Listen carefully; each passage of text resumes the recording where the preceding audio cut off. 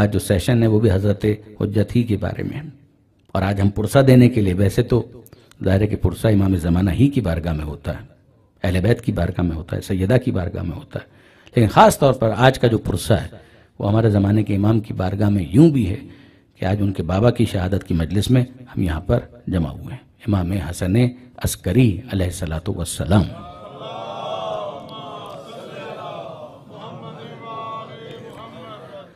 دیکھیں برادران عزیز، ظاہر ہے کہ مفصل گفتگو کی جا سکتی تھی، مگر میں چاہتا تھا کہ اس خاص رخ سے ان 5 مجلسوں کو مکمل کیا جائے، لہٰذا میں نے پسند کیا کہ اپنے موضوع کو اس طرح سے آگے بڑھا کر پھر یہاں پر اختتام کی طرف آیا جائے۔ دیکھیں یہ 11ویں امام کی زندگی اس اعتبار سے منفرد ہے کہ ہمارے 2 ہی امام ہیں کہ جو اتنی ینگ ایج کے اندر اس دنیا سے چلے گئے، 28 برس کی عمر 11ویں امام کی، 28 ایئرز جسٹ۔ اور پھر اس کے بعد اگر آپ دیکھیں تو ہمارے امام محمد تقی جواد علیہ السلام، یہ دونوں امام وہ ہیں کہ 30 سال سے بھی کم عمر ان دونوں کی رہی، اور اس کے بعد وہ اس دنیا سے چلے گئے۔ 50s کے اندر آپ کو بہت سے امام ملیں گے، 60s کے اندر کم ملیں گے۔ پیغمبر اکرم 63 برس، مولا کائنات 63 ایئرز، چھٹے امام 65 ایئرز، یہ عمر رہی ہے معصومین کی۔ اور زمانے کے امام ظاہر ہے کہ وہ تو ایک بالکل استثنائی معاملہ ہے، اجر اللہ تعالی فرجہ الشریف۔ پھر اس کے بعد اگر آپ دیکھیں کہ معصومین میں سب سے کم سن کون ہے تو وہ سید عالم 18 برس، اگرچہ برادران اہل سنت 28 برس کے قائل ہیں، مگر ہمارے پاس جو ایج ہے بی بی کی وہ 18 ایئرز، 18 سال جوانی کا سن جناب سیدہ کا۔ ائمہ اہل بیت کے اندر یہ دونوں امام کم سن رہے۔ شہروں کے اعتبار سے اگر آپ دیکھیں تو جو شہر ہمارے سامنے نمایاں ہو کر آتے ہیں، مکہ، مدینہ، کوفہ، نجف، بغداد، سامرہ، مشہد، معصومین کے مسکن کے اعتبار سے۔ مکہ اس اعتبار سے کہ وہاں سے اسلام کا آغاز ہوا، ورنہ مکہ کے اندر اگر آپ دیکھیں تو معصومین میں سے کسی کی قبر موجود، معصومین سے میری مراد 14 معصومین، 13 معصومین ہیں کہ ان میں سے کسی کی قبر بھی مکہ میں نہیں ہے۔ محسنان اسلام تو بہت ہیں کہ جو مکہ میں مدفون ہیں، جناب خدیجہ کی قبر جنت المعلا میں ہے، جناب ابو طالب کی قبر جنت المعلا میں ہے، اور بزرگان ہیں کہ جن کو جنت المعلا مکہ میں دفن کیا گیا۔ مگر مدینہ میں آ جائیں تو 6 معصومین کی قبریں آپ کو شہر مدینہ کے اندر نظر آئیں گی، خود حضور اپنے روضے میں، اور ساتھ ہی ساتھ بقیع کے اندر اگر آپ دیکھیں تو باقی معصومین، سید عالم کا بھی ذکر ملتا ہے، امام حسن کا بھی ذکر ملتا ہے، چوتھے امام، 5ویں امام، چھٹے امام، یہ سارے بزرگان وہ ہیں کہ جو جنت البقیع میں دفن ہیں۔ مولا کائنات شہید ہوئے کوفہ میں، دفن ہوئے نجف اشرف میں۔ پھر اس کے بعد اگر آپ دیکھیں تو 7ویں امام اور 9ویں امام کی مظلومیت، شہر بغداد، اس زمانے میں کاظمین بغداد کا حصہ نہیں تھا، اس کا نام بھی تھا مقبرۃ القریش۔ کاظمین تو اس کو بعد میں کہا گیا، کاظمین کا مطلب ہی یہ ہے کہ جہاں پر 2 کاظم دفن کیے گئے، 7ویں امام کو بھی کاظم کہا گیا، 9ویں امام کو بھی کاظم کہا گیا۔ کاظمین یعنی جہاں پر 2 کاظم مدفون ہیں۔ دوسرا بھی ایک نام ہے جو اتنا معروف نہیں ہے، جوادین، ہمارے امام تقی ان کا ایک لقب جواد بھی ہے، اور امام موسی کاظم کا بھی لقب جواد ہے، اور اس نسبت سے اس جگہ کو جوادین کہا گیا کہ جہاں پر ہمارے دونوں ائمہ مدفون ہیں۔ بعد میں ظاہر ہے کہ جب شہر وسعت پا گیا تو اس جگہ کو بغداد ہی کے اندر شامل سمجھا جانے لگا، اور اب صرف روضے کا نام رہ گیا کاظمین، یعنی شہر تو پورے کا پورا ہے، مگر ارلی ڈیز کے اندر اگر آپ دیکھیں تو ایسا نہیں تھا۔ یہ شہر بغداد بھی بہت عجیب ہے، اس کی تعمیر کے ساتھ تو سادات کی بڑی تلخ یادیں وابستہ ہیں۔ آپ جانتے ہیں کہ یہ شہر بنو عباس کے خلیفہ نے تعمیر کیا تھا، جس کا نام تھا منصور دوانقی، اور جس کی وجہ سے اس شہر کا ایک نام ہے مدینۃ منصور، یعنی شہر منصور۔ بغداد بھی اس کو کہا گیا اور شہر منصور بھی اس کو کہا گیا۔ شہر مدینہ، مدینہ منورہ، وہاں پر جو سادات کی بستی اور محلہ بنی ہاشم، جس کا پہلے بھی میں نے تذکرہ کیا تھا، یہ یاد رکھیے گا برادران عزیز کہ مدینہ سادات کا شہر ہے۔ مدینہ کو کبھی ڈسون مت کیجیے گا، مدینہ مکہ یہ آپ کا شہر ہے، آل محمد کے ماننے والوں کا شہر ہے، سادات کا شہر ہے۔ مدینہ منورہ میں سادات کو ٹارگٹ کر کے اغوا کیا جاتا تھا اور ان کو لایا جاتا تھا بغداد۔ یہ منصور دوانقی کے زمانے کی میں بات کر رہا ہوں، اور اس زمانے میں شہر بغداد کی دیواریں تعمیر کرنے کے لیے پانی کی جگہ سادات کا خون شامل کیا گیا گارے میں۔ معجزے سے کم نہیں ہے آل محمد کے ماننے والوں کا بچ جانا، خاص طور پر سادات کا بچ جانا۔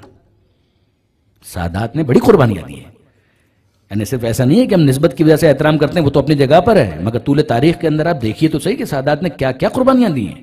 یہ مذاق نہیں ہے کہ صرف اس وجہ سے کہ ان کا سلسلہ مل جاتا ہے سیدہ کے ساتھ، پیغمبر اکرم کے ساتھ، علی کے ساتھ، تو ان کو گرفتار کیا جائے، اغوا کیا جائے اور پھر اس کے بعد ان کو ذبح کر دیا جائے۔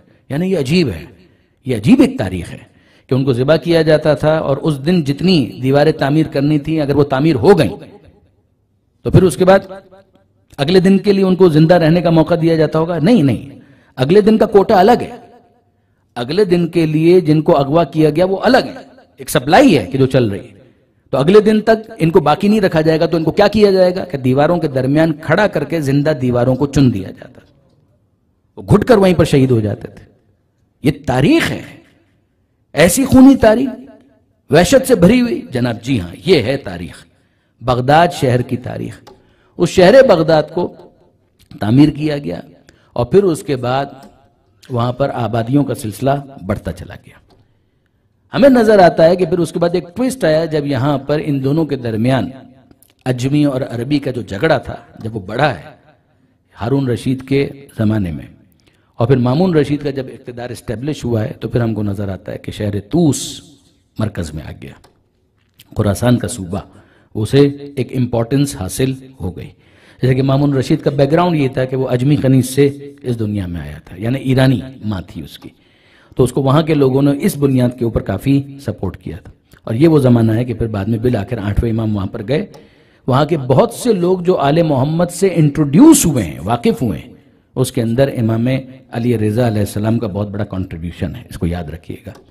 پھر 8ویں امام کی جب شہادت ہوئی تو آپ جانتے ہیں کہ 8ویں امام کو پھر وہیں پر دفن کیا گیا، اور اس جگہ کا نام بعد میں پڑا مشہد۔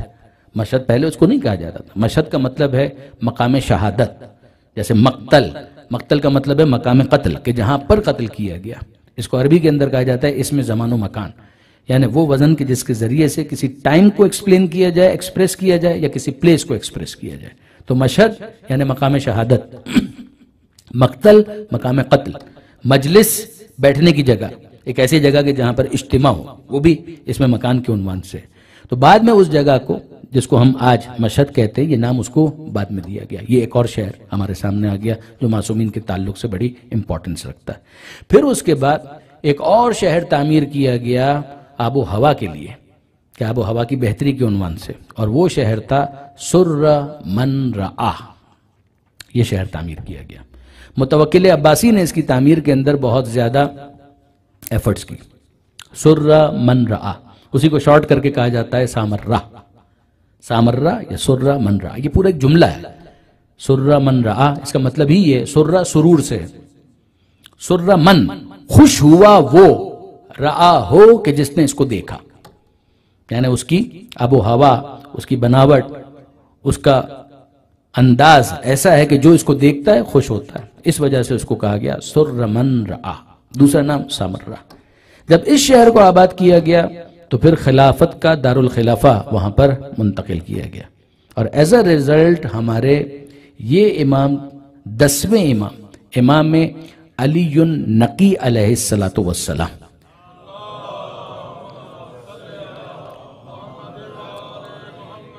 ہمارے یہ امام وہاں پر بلائے گئے۔ اور جب وہ وہاں پر بلائے گئے تو جس محلے کے اندر ان کو ٹھہرایا گیا اس محلے کا نام تھا عسکر، جس کی نسبت سے پھر ہمارے 10ویں امام کو کہا گیا عسکری۔ ہو سکتا ہے کہ آپ کے ذہن میں آ رہا ہو کہ میں بھول رہا ہوں کہ یہ تو 11ویں امام کے نام کا حصہ ہے، حسن عسکری، وہ بعد میں ہے۔ پہلے ہمارے 10ویں امام، امام علی النقی الہادی العسکری، ان کو کہا گیا عسکری۔ عسکری کیوں کہا گیا؟ اس لیے کہ محلے کا نام عسکر تھا۔ عسکر اس لیے کہا گیا اس محلے کو کہ وہاں پر ایک فوجی چھاؤنی تھی۔ عسکر، عسکری طاقتیں، یہ اسی سے نکلا ہے، کیونکہ وہاں پر چھاؤنی تھی، فوجیں وہاں پر رہا کرتی تھیں، ان کے کیمپس وغیرہ وہاں پر ہوتے تھے، اس وجہ سے اس کو کہا گیا عسکر۔ اور چونکہ وہ وہاں پر رہتے تھے تو لہٰذا ان کو کہا گیا عسکری۔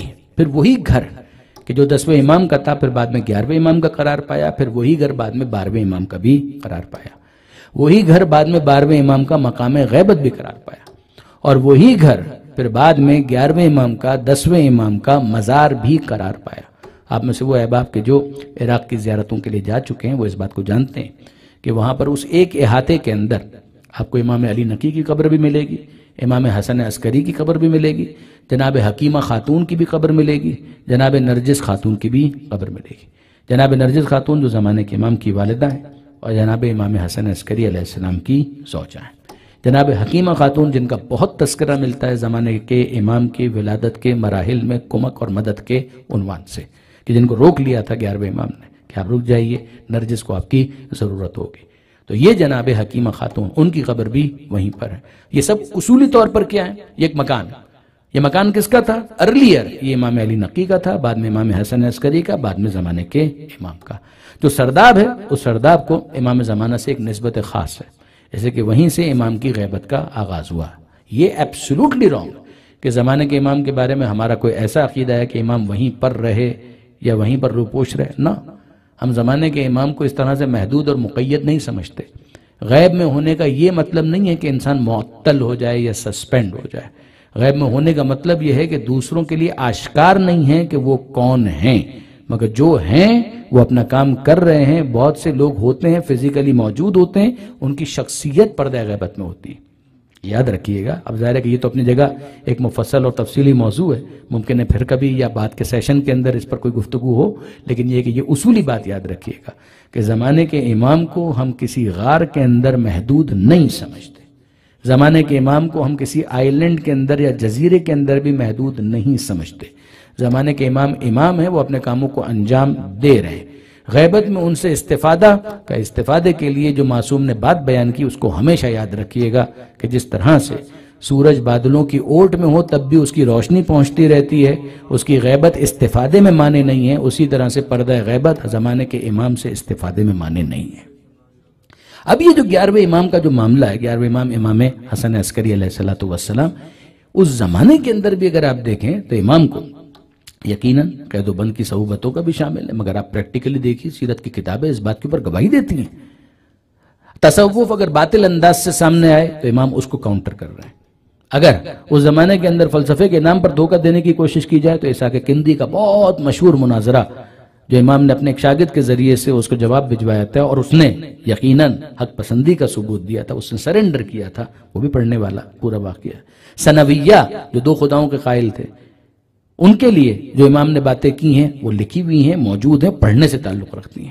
اسی طریقے سے تفویض کے جو عقیدہ باطلہ ہے اس کے حوالے سے بھی امام کی جو نصیحت ہے وہ موجود ہے۔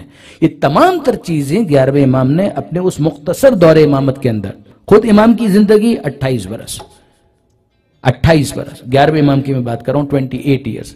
امام کی شہادت کب ہو رہی ہے؟ 260 ہجری۔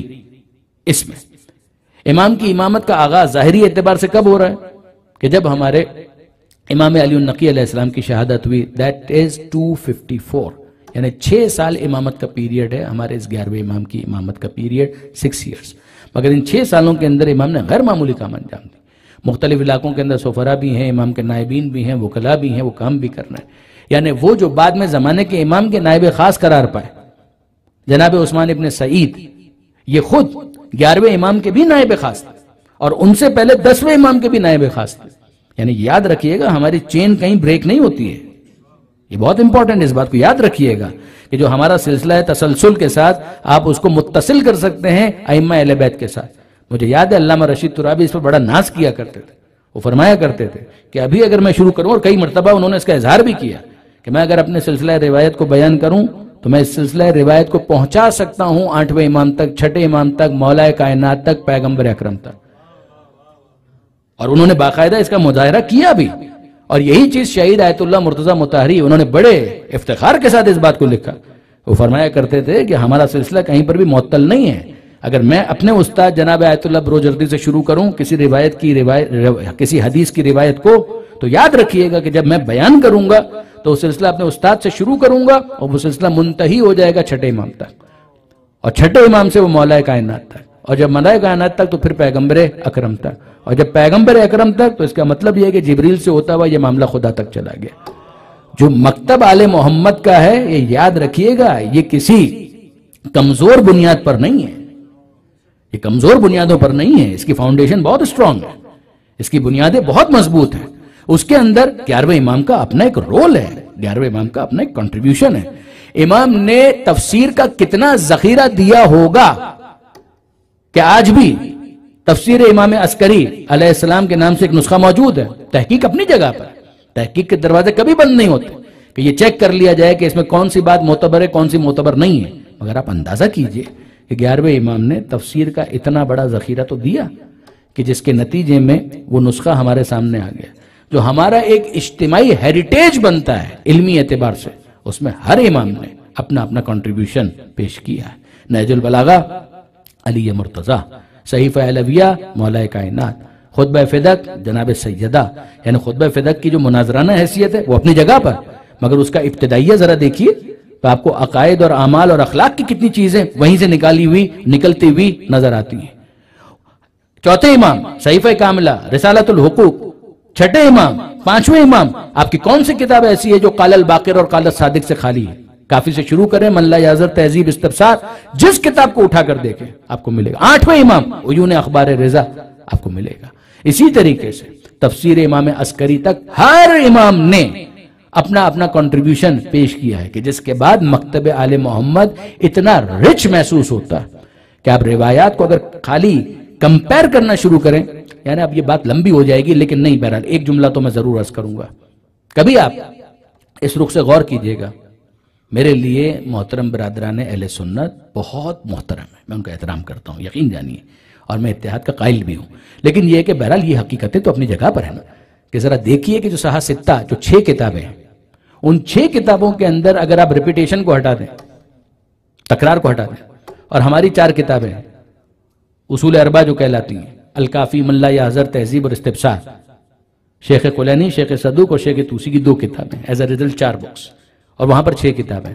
جو ریپیٹیشن ہے وہ وہاں سے بھی ہٹا دیجئے، جو ریپیٹیشن ہے وہ یہاں سے بھی ہٹا دیجئے، اور ریپیٹیشن کے بعد صرف کمپیر کیجئے کہ یہ ہیریٹیج کس کے پاس کتنا ہے، تو آپ کو حیرانی ہوگی کہ ان 6 کتابوں میں مل کر جتنی حدیثیں موجود ہیں نا، اس سے زیادہ ہماری ایک الکافی کے اندر موجود ہیں، اس سے زیادہ، ان 6 کتابوں سے زیادہ ہماری ایک الکافی کے اندر روایتوں کی اور احادیث کی تعداد ہیں۔ یہ یاد رکھیے گا برادران عزیز، یہ اتنا جو بڑا ذخیرہ علمی ہمارے پاس پہنچا ہے، یہ اسی وجہ سے پہنچا ہے کہ ہم نے پیغمبر اکرم کی اس حدیث کو بھی یاد رکھا، نصیحت کو بھی یاد رکھا کہ میں قرآن کے ساتھ اہل بیت کو چھوڑ کر جا رہا ہوں۔ جب ہم ان سے وابستہ ہوئے تو ہمارا ذخیرہ علمی اتنا وسیع ہونا ہی چاہیے تھا۔ بس دکھ اسی بات کا ہے کہ عام لوگوں نے نہ ذخیرہ علمی کی قدر کی نہ ان اماموں کی قدر کی۔ پیغمبر اکرم یہ کہہ کر گئے تھے اس دنیا سے، اذکرکم باہل بیتی، اذکرکم باہل بیتی، اذکرکم باہل بیتی، صحیح مسلم کی روایت کہ میں تم کو یاد دلاتا ہوں اپنے اہل بیت کے بارے میں۔ دیکھو میں تم سے قیامت کے دن پوچھوں گا کہ تم نے میرے اہل بیت کے ساتھ کیا سلوک کیا، میں قیامت کے دن تم سے پوچھوں گا۔ 3 مرتبہ پیغمبر اکرم کہتے ہیں میں یاد دلاتا ہوں اپنے اہل بیت کے بارے میں، اذکرکم باہل بیتی، اذکرکم باہل بیتی، اذکرکم باہل بیتی۔ اور کیا عجیب ہے، جب کبھی مدینہ منورہ جانا ہوتا ہے تو پیغمبر اکرم کی قبر کو مخاطب کر کے سلام بھی پیش کرتے ہیں اور کہتے ہیں اللہ کے رسول آپ نے کہا تھا کہ میں تم سے پوچھوں گا کہ تم نے میرے اہل بیت کے ساتھ کیا سلوک کیا، دیکھو میرے اہل بیت کا حق یاد رکھنا۔ ہم یہی کہتے ہیں اللہ کے رسول آپ سے کچھ چھپا ہوا تو نہیں ہے، مگر آپ کو پرسہ پیش کرتے ہیں کہ آپ کے اہل بیت کے ساتھ اچھا سلوک نہیں کیا گیا۔ وہ جس کو آپ اپنا نفس کہتے تھے اس علی کے سر پر ضربت لگی اور داڑھی خون سے خضاب ہوئی۔ وہ آپ کی بیٹی جس کو آپ اپنا ٹکڑا کہتے تھے وہ شہر مدینہ میں فریاد کر رہی ہے کہ صبت علیہ مصائب لو انہا صبت علی الایام سرن لیالیہ۔ بابا آپ کے بعد آپ کی فاطمہ پر اتنے مصائب آئے کہ اگر گرم دنوں پر پڑھتے وہ تاریک راتوں میں تبدیل ہو جاتے۔ اے اللہ کے رسول وہ آپ کا بڑا نواسا آپ کے پہلو میں دفن کے لیے لایا گیا تو تیروں سے استقبال کیا گیا، وہ واحد جنازہ کے جو گھر سے نکلا بھی اور گھر میں واپس لایا بھی گیا۔ اور اے اللہ کے رسول بالآخر حسن کا جنازہ تیروں کی چھاؤں میں ہی صحیح مگر اٹھ تو گیا، مگر حسین کا جنازہ تو اٹھ ہی نہ سکا۔ حسین کا جنازہ مقتل میں بے گور و کفن پڑا رہا، سید سجاد کو اسی بات کا تو خلق تھا. اور اے اللہ کے رسول، آپ کا یہ چوتھا امام، آپ کا یہ نواسا، یہ آپ کا وارث، وہ 35 برس تک کربلا کو یاد کر کے روتا رہا. اور آج ہم آپ کی بارگاہ میں پرسہ پیش کرنے کے لیے آئے ہیں آپ کے اس بیٹے کا جس کا نام حسن عسکری. یہ دونوں امام کے جن کا نام حسن ہے، 14 معصومین کے اندر 2 ہی ہیں کہ جن کا نام حسن ہے، یا حسن مجتبیٰ یا حسن عسکری. بہت سے اماموں کو زہر سے شہید کیا گیا، مگر یاد رکھیے گا کہ یہ دونوں امام کے جن کا نام حسن ہے، ان کو عجیب زہر دیا گیا. حسن مجتبیٰ کو زہر حل سے شہید کیا گیا، یہ جس کے بارے میں کہا جاتا ہے کہ اگر دریا میں ڈال دیا جاتا تو دریا کی مچھلیاں ہلاک ہو جاتی، جس نے جگر کو کاٹ کر رکھ دیا. اور یہ آپ کا امام حسن عسکری، جب ان کو زہر دیا گیا، 5 ربیع الاول کو زہر دیا گیا، اور بالآخر زہر کے آثار امام کے جسم کے اوپر نمایاں ہوتے چلے گئے، اور یہاں تک کہ یہ شب آ گئی. اور جب یہ شب آئی ہے تو اس شب کے بارے میں علماء نے لکھا، شیخ طوسی نے بھی لکھا علیہ رحمہ، اور دیگر علماء نے بھی اس بات کو لکھا کہ 11ویں امام کی عجیب کیفیت تھی. زہر کا اثر پوری شدت کے ساتھ تھا. ایک غلام عقید اور ایک کنیز، وہ اس وقت گھر کے اندر موجود تھے، اور 11ویں امام نے اپنے غلام عقید سے یہ کہا کہ میرے لیے آب مستلغی تیار کیا جائے، خاص انداز کا مشروب کہ جو دوا کے طور پر امام پینا چاہتے تھے، کہ اس کو جوش دے کر میرے لیے تیار کرو. تو عقید کہتے ہیں کہ میں نے امام کا حکم سنا، اور امام کا حکم سننے کے بعد پھر اس پانی کو تیار کیا. جب میں تیار کر رہا تھا تو پانی تیار ہو گیا، میں نے اس کو جوش دیا، پھر اس کے بعد اس کو نکالا ایک جام میں، اور اس کو لے کر میں گیا امام کے پاس. امام نے اپنے ہاتھوں سے اس کو پکڑا، لیکن امام کے ہاتھوں میں راشا تھا. یہ الفاظ ہیں، امام کے ہاتھ کانپ رہے تھے، اور امام نے اپنے لبوں سے اس جام کو قریب کرنے کی کوشش کی. امام کے دانت بجنے لگے، امام پی نہیں پا رہے تھے، ہونٹوں پر بھی کپ کپاہٹ تھی. تو امام نے وہ جام پھر مجھے واپس دے دیا اور کہا کہ ایک مہربانی کرو، اس کمرے میں جا کر دیکھو، ایک بچہ نظر آئے گا جو حالت سجدہ میں ہوگا. یہ آپ کے زمانے کے امام کا تذکرہ ہو رہا ہے کہ ایک بچہ ہوگا جو حالت سجدے میں ہوگا، ذرا اس بچے کو میرے پاس لے کر آؤ، میں اس کو دیکھنا بھی چاہتا ہوں اور اس سے کچھ باتیں بھی کرنا چاہتا ہوں. اور جب ان کو لے کر آئی ہیں، ان کی مادر گرامی اور وہ غلام لے کر آئے ہیں، حضرت حجت کو 5 برس کا 6 برس کا سن ہے زمانے کے امام کا، اور منظر یہ دیکھ رہے ہیں کہ میرا بابا اب دم آخر کسی بھی وقت امام اس دنیا سے رخصت ہونے والے ہیں. اور جب وہ کیفیت تھی تو امام نے ان کو دیکھ کر، کیا کیفیت امام کی ہوئی کہ جو یعقوب کی یوسف کو دیکھ کر ہوئی تھی، کہ جس طرح یعقوب خوش ہو گئے کہ ارے میرا یوسف میری نگاہوں کے سامنے آ گیا، 11ویں امام نے زمانے کے امام کو دیکھا، خوش ہوئے. اور پھر اس کے بعد الفاظ یہ ہیں، یا سیدہ اہل بیت ہی، اے میرے اہل بیت کے سردار، اسقن الماء، اے بیٹا اپنے ہاتھوں سے یہ پانی پلا دو، فإنی ذاہب الی ربی، اس لیے کہ بس اب اپنے رب کی طرف جانے کا وقت قریب آ گیا.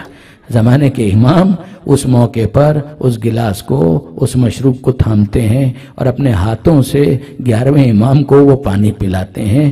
امام نے اب بڑے اطمینان کے ساتھ وہ پانی پیا. آسان ہو جاتا ہے جب وارث سرہانے موجود ہو اور وہ پانی پلا رہا ہو، اور جب امام نے پانی پی لیا تو پھر اس کے بعد کا بیٹا تم ہی صاحب الامر ہو، تم ہی زمانے کے امام ہو، تم ہی اللہ کے رسول کی آخری حجت ہو، خدا کی آخری حجت، اللہ کے رسول کے آخری وصی ہو، آخری وارث ہو.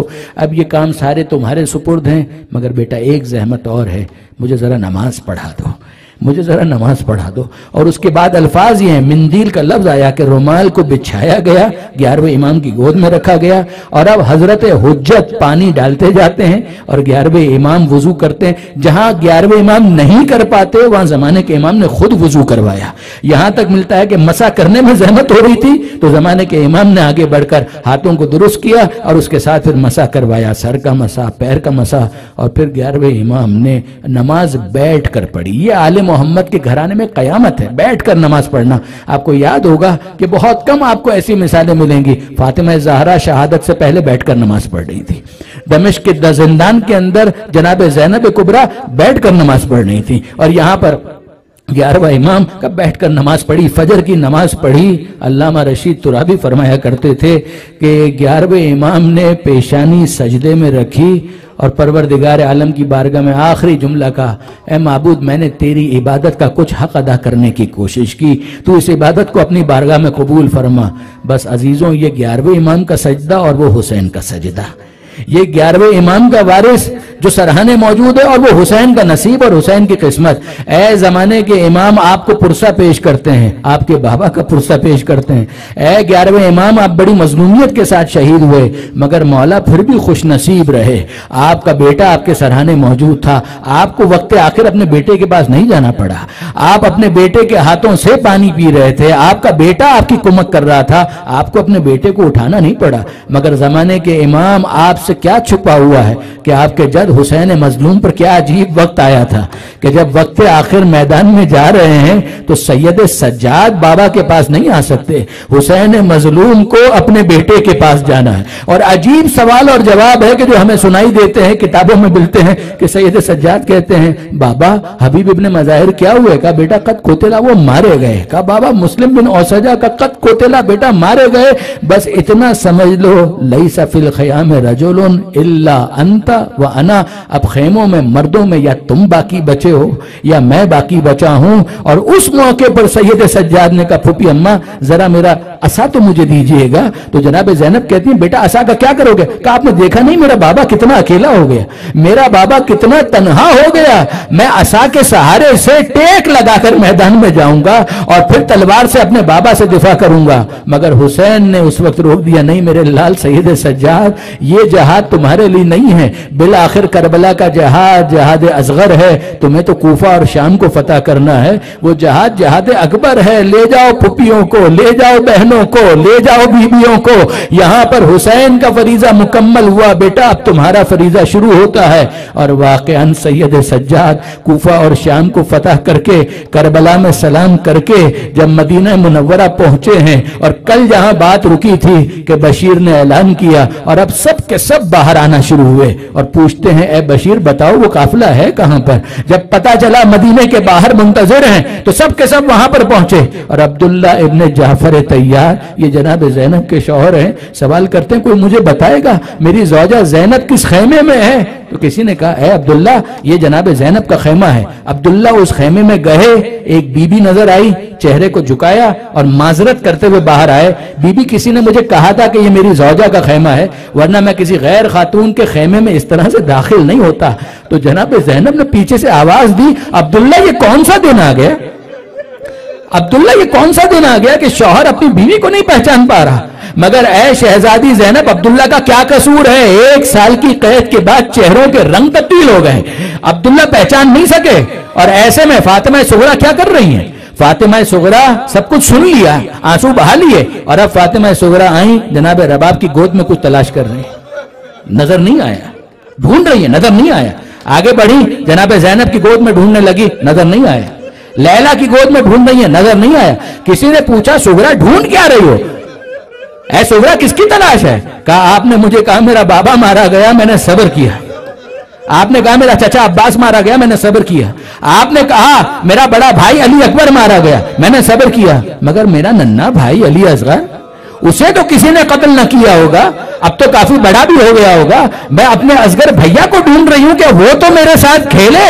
بیبیوں نے یہ جملے سنے، آنکھوں میں آنسو آ گئے، اور بیبیوں نے کہا صغرا تجھے کیسے بتائیں، اصغر تیرے بابا کے سینے پر کربلا میں سو رہا ہے، اصغر بھی اس دنیا میں باقی نہ رہا۔ صغرا نے یہ مصائب سنے، ماتم شروع ہے، اور اب اس کے بعد جب یہ قافلہ شہر مدینہ میں داخل ہوا، بی بی زینب سے بات نہیں ہو پا رہی تھی، ام کلثوم نے بڑی بہن کی نمائندگی کرتے ہوئے شہر مدینہ کو مخاطب کیا اور کہنے لگی مدینہ جدنا لا تقبلینا، اے نانا کے مدینہ آ تو گئے ہیں مگر ہمیں قبول مت کرنا، فبالحسرات والاحزان جینا، ہم بڑے غموں کے ساتھ واپس آئے ہیں، جب یہاں سے چلے تھے سہاگ سلامت تھے، گودیاں آباد تھیں، اور جب پلٹ کر واپس آئے ہیں سہاگ اجڑ چکے ہیں، گودیاں ویران ہو چکی ہیں۔ جب نانا کا روضہ قریب نظر آیا تو جناب زینب نے خود کو سواری سے گرا دیا اور آہستہ آہستہ اپنے نانا کے روضے سے قریب ہوئی چوکھٹ کو تھام کر جناب زینب نے کہا نانا میں آپ کے حسین کی شہادت کی خبر لے کر آئی ہوں، نانا آپ کے گود میں کھیلنے والا حسین اب اس دنیا میں نہ رہا۔ اور پھر اس کے بعد جناب زینب قبر پیغمبر پر آئیں اور ایک جملہ کہا نانا جب کوئی سفر سے واپس آتا ہے کوئی نہ کوئی تحفہ اور ہدیہ لے کر آتا ہے. آپ کی نواسی سفر سے واپس آئی ہے, تحفہ میں بھی لے کر آئی ہوں, مگر وہ تحفہ کیا ہے؟ یہ کہہ کر خون بھرا کرتا قبر پیغمبر پر ڈال دیا. اے نانا, یہی وہ کرتا تھا جو وقت شہادت حسین کے جسم پر تھا. جب کرتا پیغمبر کی قبر پر ڈالا گیا تو پیغمبر کی قبر پر زلزلہ طاری ہو گیا. اور اب جناب زینب کہتی ہیں, نانا اگر یہاں نامحرم نہ ہوتے تو میں اپنے بازوؤں پر سے ردا ہٹا کر دکھاتی. کیا دکھاتی؟ وہ تحفے جو اس امت نے دیے. میں رسیوں کے نشان دکھاتی, میری پشت پر تازیانوں کے نشان موجود ہیں. یہ دل میں اپنے نانا سے باتیں کی, اور جب رات میں ماں کی قبر پر آئی تو ماں کو مخاطب کر کے کہا, آخری جملہ ماں کو مخاطب کر کے کہا, اے اماں فاطمہ, آپ نے تو ایک کوڑا کھایا تھا, یہ آپ کی زینب ہے جو کربلا سے کوفہ اور کوفے سے شام تک مسلسل تعزیانے برداشت کرتی رہی, مسلسل کوڑے کھا.